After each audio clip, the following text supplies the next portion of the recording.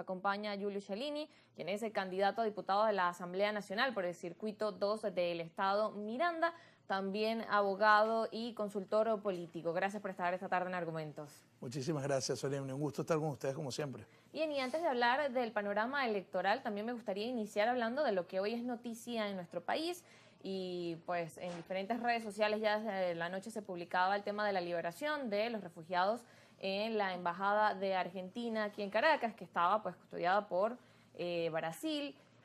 ¿Cómo esta noticia de alguna forma incide hoy en la dinámica política cuando se habla quizás de que, bueno, pudieron darse posibles negociaciones, posibles acuerdos, no hay nada que lo garantice? Por otro lado dicen que, bueno, que no hubo ningún acuerdo, pero de alguna forma esto también incide en la dinámica y en el panorama electoral que hay en nuestro país.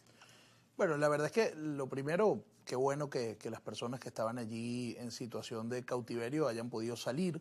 Creo que a pesar de que desconocemos la forma en la cual eso pasó, hasta ahora la información que hay es muy limitada en torno a eso, pero en todo caso creo que es positivo que personas que estaban pues allí y que no, bueno, se había librado una orden de captura en su contra en un momento determinado y que se refugiaron ahí en situación de asilados, hoy puedan estar en libertad. Yo creo que en las próximas horas sabremos la realidad de cómo sucedieron las cosas, pero yo me limitaría en este momento simplemente al hecho de celebrar que ya no se encuentran en esa situación, que además creo que para ellos fue bien complejo pasar más de 400 días en una situación pues en la que esa embajada se convirtió en una especie de cárcel.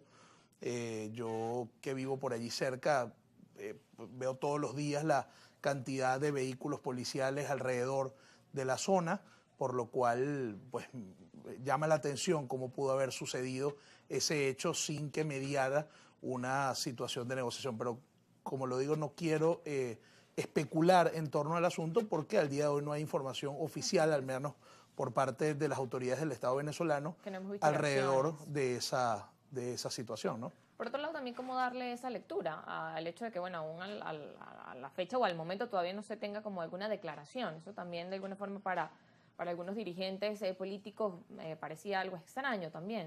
Lo es en definitiva, porque al final la situación de los asilados en la Embajada Argentina por mucho tiempo fue, digamos, un punto bastante llamativo o central en algunos momentos en las noticias del país, ¿no? Por la situación que ellos pues estaban atravesando allí.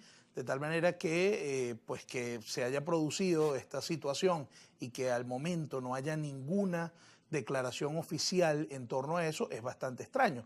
Sobre todo porque en momentos anteriores, como lo fue por ejemplo el momento en el que salió de esa embajada el doctor Martínez Mótola, hubo una declaración de la Fiscalía, hubo declaraciones por parte de algunas personas vinculadas al gobierno, que hablaron pues oficialmente de lo que había sido su salida de la embajada, se presentó luego en la Fiscalía.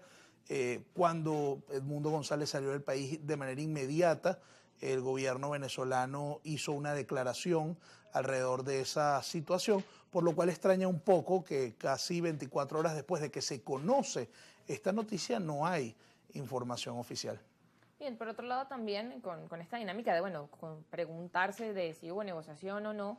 Por ejemplo, hoy estuvo en el canal también Egal Morales y le consultaban también sobre esta situación y él decía, bueno, también hay otras dinámicas donde de pronto no se ha aclarado si hubo negociación o no negociación. Por ejemplo, hablando en el caso, mencionaba en el caso de Capriles, es decir, si su habilitación fue o no fue negociada, cuando él dice que no. También cómo evalúas esos casos y donde también ahora vemos que la palabra, por ejemplo, negociación, diálogo, pues son palabras que son tomadas de alguna forma desde un lado negativo.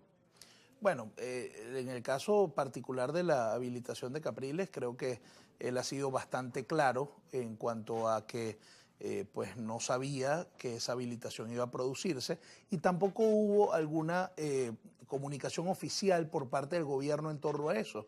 Hubo algunas declaraciones de algunos, digamos, jerarcas del gobierno alrededor de eso, apuntando a que efectivamente se había dado una negociación, pero esto Capriles lo ha desmentido. En todo caso, en el caso particular de los asilados en la Embajada Argentina, tampoco ha habido por parte de ellos una declaración sobre cómo pasaron las cosas.